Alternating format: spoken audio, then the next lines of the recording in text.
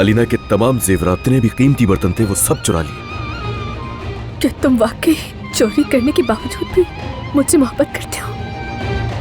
हर उस शख्स को मैं अपनी नजरों के सामने रखना चाहता हूँ मानूर, जिससे मोहब्बत करता हूँ मैं। तुम्हें पता है ना, हम दोनों एक दूसरे को संभालने के लिए काफी हैं। और हमेशा एक दूसरे को संभालेंगे। और आंखों में आंसू भी नहीं होंगे। ये तुम क्या कर रही हो? हाँ, गाड़ियां जोड़नी आती क्या तुम्हें? लाओ दो। अली, ये क्या है? कोई हमें सुन रहा था नूर। हर जगह की अच्छी तरह तलाशी ली जाए, एक एक वॉशरूम चेक करना है। तुम्हें पता भी है ये मेरे कमरे से निकला है। तुम अभी भी फादे को याद कर रहे हो। अलीना, वो शख्स सब कुछ जानता है, इसका मतलब यह है बेवकूफ। मेरे बेटे को नींद आ गई है, अब हमारी कहानी का वक्त हो गया है। चलो। लेकिन अम्मी, अब मैं बुरी चुड़ैल नूर की कहानी सुन सुनकर बोर हो गया हूँ। ये मोहब्बत बदुआ बन गई